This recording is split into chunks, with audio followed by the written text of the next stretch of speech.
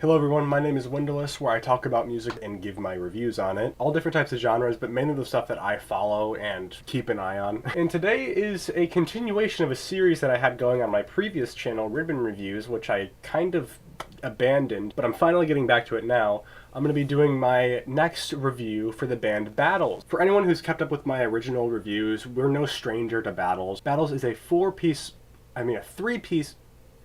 two-piece math rock band from New York, and today I'm reviewing their third studio album, La Di Da Di. I viewed their last two albums, Mirrored and Gloss Drop. The latter I personally didn't like as much, but I still have on vinyl just to complete my collection. I enjoyed Mirrored a lot more than I enjoyed Gloss Drop, mainly because Gloss Drop tackled a lot of kind of baby-ish, toddler-like kids channel sounding melodies that just did not stick. It was like they were taking all this stuff and just throwing it at the wall, seeing what sticked, and then just releasing it as an album. It didn't really feel cohesive, and I believe I gave it a 6 out of 10, and after a couple more listens, I'm probably going to drop that rating down to like a 5, possibly a 4.5 out of 10. It's just an album that I can't come back to and find any enjoyment in other songs except for the ones I listed as my favorite tracks. My Machines with Gary Numan does hold up very, very well still, and I come back to that track all the time. But enough with the previous reviews, we're on to their third album, La Di Da Di. What can I say about La Di Da Di? This album is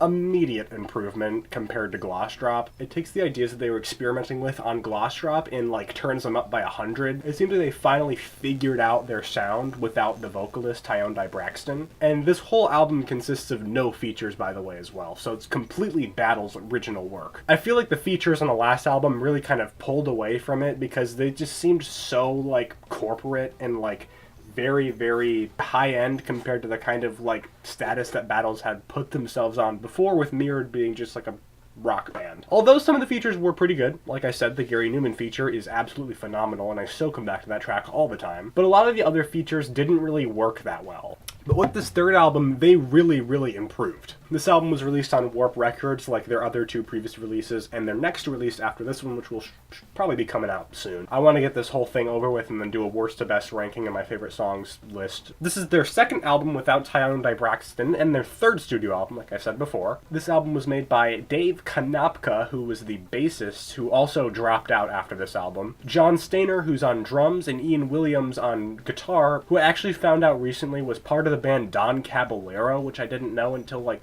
really recently, probably about like a couple months ago, and I completely forgot to mention that in my last couple reviews, so that's a really cool little fact. This album keeps my entertainment throughout the whole thing compared to Gloss Drop, which kept losing me like throughout every single song basically, except for a select few. I was able to listen to this album front to back, and throughout the whole thing I was entertained, and I was like always just immersed in the sounds that they were creating on this thing, and I really enjoyed it. It's a very nice breath of fresh air in the math rock scene because this album mixes a lot of electronic elements in it as well. It's very sporadic with its drumming and its constant experimentation throughout the entire project. It's very, very loud, and a lot of the songs in here are like just punching you in the face throughout the whole thing. There's like this kind of rough sound on a couple tracks that sometimes doesn't work, but most of the time sounds really, really nice. Some of the guitars in this thing sound like they're squelching like SpongeBob's boots when he walks. There's a lot more atmospheric cuts on this thing too. A lot of the synths sound more adult-like compared to Gloss Drops, which sounded more like a kid's show from like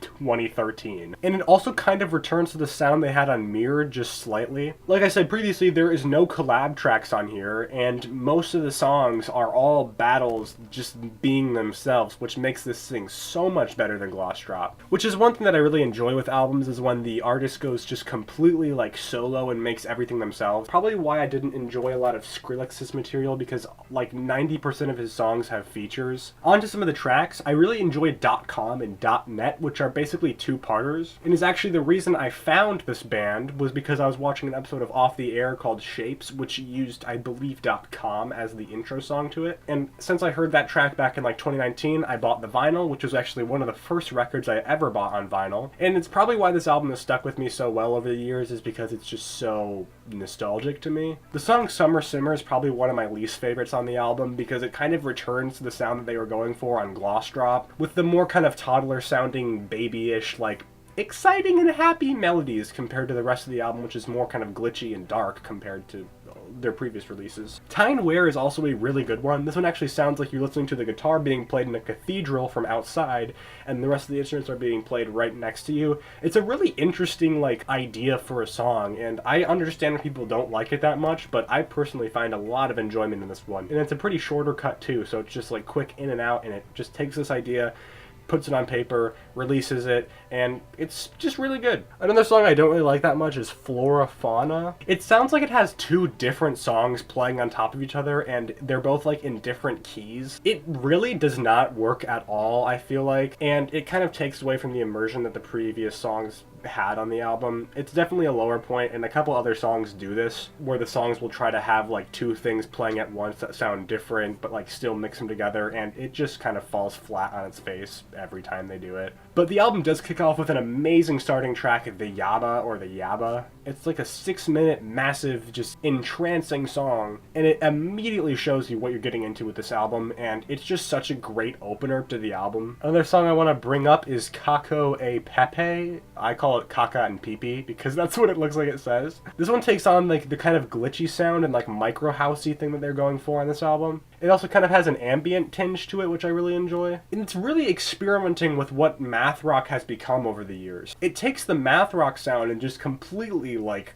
molds it into this different thing that just sounds nothing like anything from Black Midi or like Don Caballero even. And this track really shows this is what they were trying to do with Gloss Drop, but were just completely failing with it on that album. But on this album, they seem to have figured out their sound compared to their last, and it works really, really well. In context of the full album, there's definitely some duds on here that don't really fit that well, but still are enjoyable. Only one or two tracks that I heard I was not a fan of, one of those being Flora, Fauna. But even that track still has some enjoyment when I go back and listen to it, and in the context of the full album, it does fit. It's just the idea that they chose to do on that track just fell flat on its face, but other than that, still a cool idea. I think in grand total, I'm gonna give this album like an 8.5. Hell yeah, it's a great album. Compared to a lot of the other reviews I've seen of this album, it's really negative. A lot of the reviews are really negative on this thing. And I personally think that it's a huge step up in their discography, and it's one that you just can't forget and you can't miss it. I say with heart that this is an 8.5.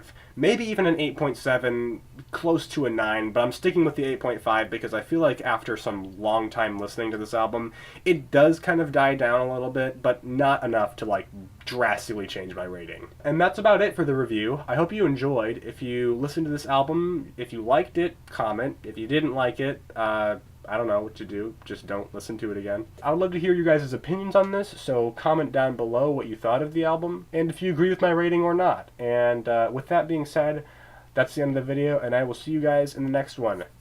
Goodbye.